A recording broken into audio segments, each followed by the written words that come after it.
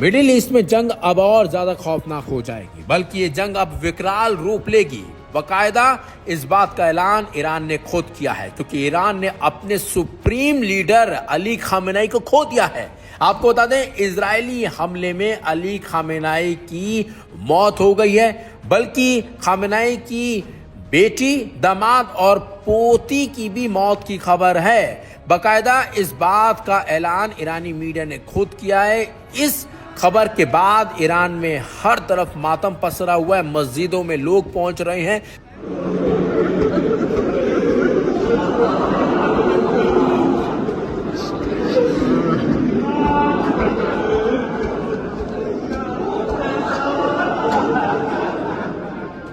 सड़कों पर लोग उतर आए हैं और हर तरफ लोग रो रहे हैं।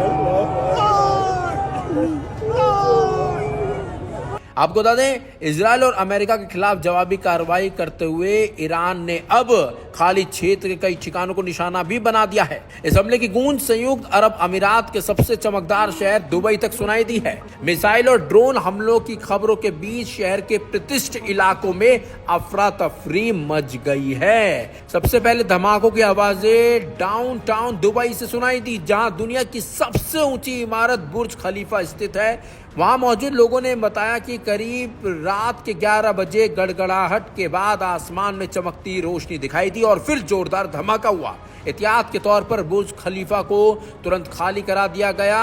हालांकि अधिकारियों ने स्पष्ट किया है कि इमारत सीधे हमले का निशाना नहीं बनी, बल्कि इंटरसेप्ट की गई मिसाइलों के मलबे के कारण खतरे में आई थी और खतरे की आशंका बढ़ी थी। इसी वजह से बुर्ज खलीफा को खाली करवाया गया।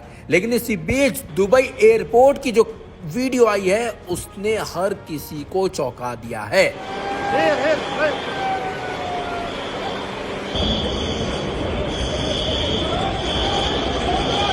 दुबई एयरपोर्ट पर ईरान ने हमले का दावा किया था, लेकिन अब जो तस्वीरें आई हैं वो दावे सच में साबित हो चुके हैं। दुबई एयरपोर्ट में हर तरफ धुआं धुआं दिखाई दे रहा है, अफरा तफरी मची हुई है और दुबई एयरपोर्ट को भारी नुकसान हुआ है ईरानी हमले में। बाकायदा दुबई एयरपोर्ट पर जो फ्लाइट थी उनको पहले ही बंद कर दिया गया था, लेकिन अब जो तस्वीर आई है उन्होंने सभी को हिलाकर रख दिया है। इसी दौरान शहर के प्रतिष्ठित पर्यटन स्थल पाम जुमेरात से भी धमाके और आग लगने की खबरें आई हैं। ये मानव निर्मित द्वीप अपने लग्जरी होटलों और रिहायशी टावरों के लिए मशहूर है।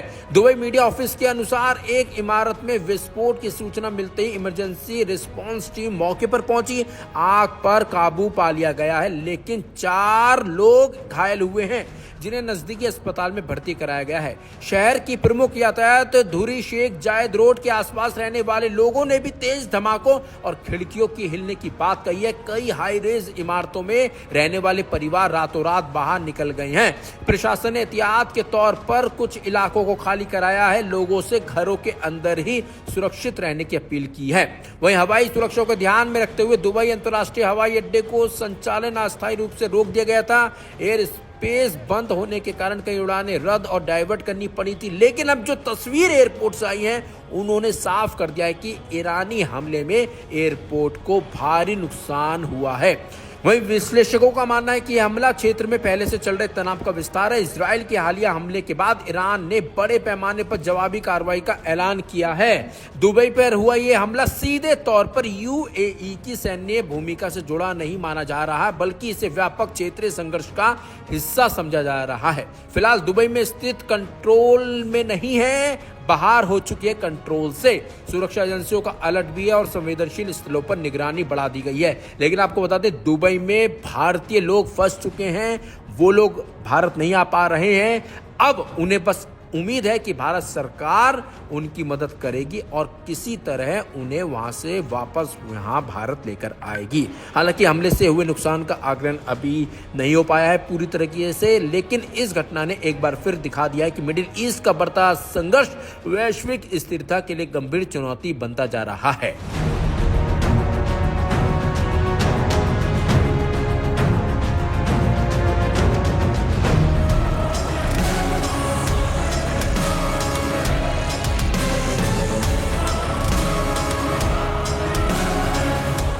इजराइल और अमेरिका ने शनिवार को ईरान की राजधानी तेहरान समेत कई शहरों पर भयंकर हवाई हमले किए। इन हमलों में कई लोगों के मारे जाने की जानकारी सामने आई है। हमलों के तुरंत बाद ईरान ने भी जवाबी कार्रवाई करते हुए कम से कम 8 देशों को निशाना बनाया। इन देशों में अमेरिकी मिलिट्री और एयरबेस बने हुए हैं। बहरीन, कतर, इसराइल, दुबई समेत कई ठिकानों पर ईरान ने ताबड़तोड़ हवाई हमले किए। इसके बाद शाम को फिर से ईरान ने मिसाइलों की एक नई लहर लॉन्च कर दी और ताबड़तोड़ कहर बरपाया।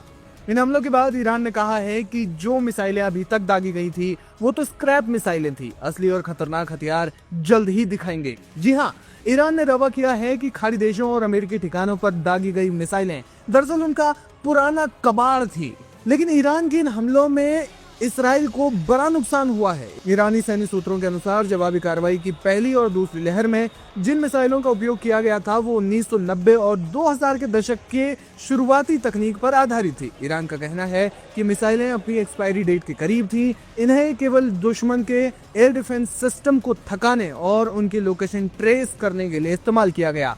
ईरान ने जानबूझकर अपनी सबसे आधुनिक हाइपरसोनिक मिसाइलों को अभी तक सुरक्षित रखा है। ईरान ने चेतावनी दी है कि अगर इसराइल ने तीसरी बार हमला किया तो फिर फतह 2 जैसी हाइपरसोनिक मिसाइलें लॉन्च की जाएंगी। ईरान का दावा है कि मिसाइलें ध्वनि की रफ्तार से 15 गुना ज्यादा तेजी से चलती हैं और दुनिया का कोई भी रडार इन्हें पकड़ नहीं सकता। ईरान में अमेरिकी राष्ट्रपति डोनाल्ड ट्रंप ने सत्ता परिवर्तन की बात कही है, जबकि ईरान ने ऐसा करने से मना कर दिया है। ईरान के विदेश मंत्री सैयद अब्बास अरागची ने सत्ता परिवर्तन के बारे में ट्रंप को भेजे अपने संदेश पर कहा कि मिशन इम्पॉसिबल है। हालांकि उन्होंने कहा कि वो तनाव कम करने में दिलचस्पी रखते हैं, लेकिन इस बारे में अभी तक कोई भी बातचीत नहीं हुई है। उन्होंने दो टूक कहा कि पहले हमले रोके जाए, तभी बातचीत के बारे में विचार किया जा सकता है। सैयद अब्बास अरागची ने कहा कि इसराइल और अमेरिका का हमला उनके देश पर गैर कानूनी और नाजायज हमला है। अरागची ने सोशल मीडिया प्लेटफॉर्म एक्स पर अपने देश पर अमेरिकी हमले के बाबत लिखा, नेतन्याहू और ट्रंप का ईरान पर युद्ध पूरी तरह से बिना उकसावे के गैर कानूनी और नाजायज है। अरागची ने यह भी कहा कि हमारी ताकतवर सेना उस दिन के लिए तैयार है और हमलावरों को वो सबक सिखाएगी जिसके वे हकदार हैं। उनके संदेश में अमेरिकी राष्ट्रपति डोनाल्ड ट्रंप के 2012 के एक ट्वीट का स्क्रीनशॉट था, जिसमें कहा गया था कि अब जब ओबामा के पोल नंबर नीचे जा रहे हैं तो देखें कि वो लीबिया या फिर ईरान पर हमला करते हैं या नहीं, वो हताश हैं। स्क्रैप मिसाइलों वाले इस बयान के बाद रक्षा विशेषज्ञों में बहस छिड़ गई है। कुछ का मानना है कि ईरान वास्तव में अपनी क्षमता छिपा रहा है, जबकि अन्य इसे केवल एक प्रोपेगेंडा मान रहे हैं ताकि इसराइल आगे हमला करने से डरे। फिलहाल बहरीन और कतर में गिरे मलबे की जांच की जा रही है ताकि ये पता चल सके कि वास्तव में पुरानी मिसाइलें थी या फिर आधुनिक। हालांकि युद्ध के समय में जैसी रणनीतियां बनती है वैसे में ईरान का ये दावा सही भी साबित हो सकता है।